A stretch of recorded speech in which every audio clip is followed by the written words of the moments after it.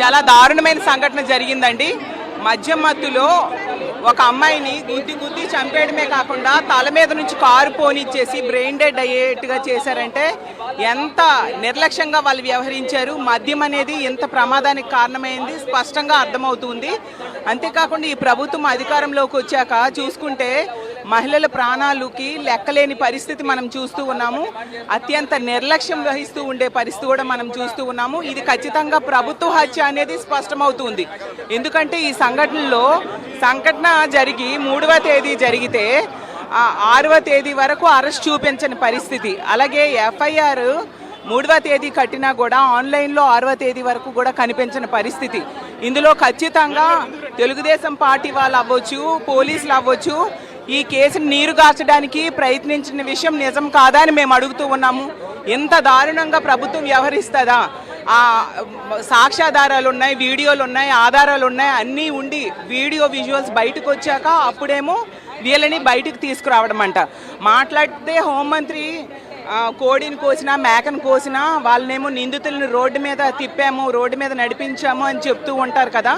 మరి ఈ సంఘటనలో ఒక మహిళని దారుణంగా మెడ మీద నుంచి కారుని తొక్కించి చంపేస్తే వాళ్ళని ఎందుకు రోడ్డు మీద నడిపించట్లేదు అని నేను అడుగుతూ ఉన్నాను. మాట్లాడితే హోంమంత్రి ఏమో నిందితుల్ని ఎగ్జిబిట్ చేస్తామంటూ ఉన్నారు. మరి ఒక మహిళను ఇంత దారుణంగా చంపేస్తే ఆ నిందితుల్ని ఎందుకు మీరు ఎగ్జిబిట్ చేయట్లేదు అని నేను అడుగుతూ ఉన్నాను. అలాగే ముఖ్యమంత్రి గారు అయితే ఎవరైనా మహిళ మీద చెయ్యి వేస్తే అదే చివరి రోజు అన్నారు. ఈ కూటమి ప్రభుత్వంలో ఎంత దారుణంగా ఒక మహిళ మెడ మీద నుంచి కారు తొక్కించేసి చంపించేస్తే వాళ్ళకి చివరి రోజు ఎందుకు కాలేదు అని నేను అడుగుతూ ఉన్నాను.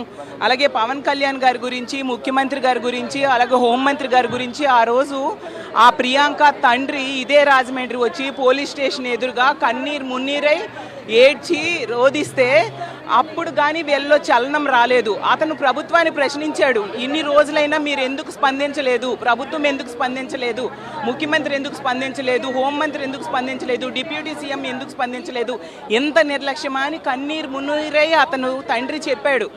అసలు గతంలో మనం చూసాం జగన్మోహన్ రెడ్డి గారు దిశ చట్టాన్ని తీసుకురావడానికి ప్రయత్నించారు. ఎందుకంటే తెలంగాణలో ఒక మహిళ మీద అఘాయిత్యం జరిగింది, అలాంటి సంఘటనలు మన ఆంధ్రప్రదేశ్లో జరగకూడదు అనేసి ఆ రోజు జగనన్న తీసుకొస్తే ఈరోజు ఒక తెలంగాణ నుంచి ఒక మహిళ డాక్టర్ అయి వెళ్దాము అని చెప్పి వస్తే ఆమె శవాన్ని ఈరోజు పంపించిన పరిస్థితి కూటమి పాలనలో మనం చూస్తూ ఉన్నాము.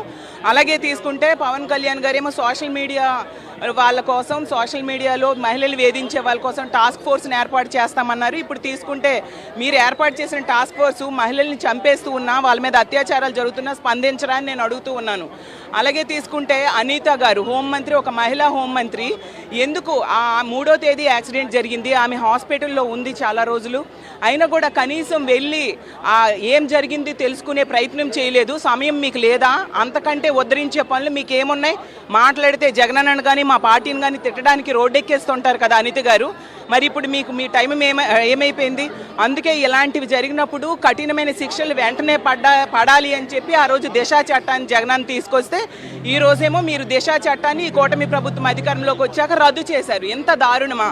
ఖచ్చితంగా ఈరోజు ఈ కూటమి పాలనలో మద్యము, గంజాయి, డ్రగ్స్ ఏరులై పారుతూ ఉంది. అందువల్ల ఇలాంటి సంఘటనలు జరుగుతూ ఉన్నాయి. ఇప్పుడు ఈ కూటమి పాలనలో ఎమ్మెల్యేలు ఏం చేస్తూ ఉన్నారంటే పోలీస్ స్టేషన్స్ని సెటిల్మెంట్ స్టేషన్స్గా మార్చేస్తూ ఉన్నారు. అందువల్ల మద్యం మాఫియా, డ్రగ్స్ మాఫియా, గంజాయి మాఫియా విజృంభిస్తూ ఉండే పరిస్థితి. అందువల్ల ఇలాంటి దారుణాలు చోటు చేసుకుంటూ ఉన్నాయి. ఖచ్చితంగా నిందితులకి కఠినంగా శిక్షించాలి, అలాగే మద్యాన్ని అరికట్టాలి, గంజాయిని అరికట్టాలని మేము డిమాండ్ చేస్తూ ఉన్నాము. అలాగే ఆ ప్రియాంక ఆత్మకు శాంతి చేకూర్చాలని, అలాగే ఆ కుటుంబ సభ్యులకి మనోధైర్యం ప్రసాదించాలని ఆ భగవంతుడిని మా వైఎస్ఆర్ కాంగ్రెస్ పార్టీ తరఫున వేడుకుంటూ ఉన్నాము.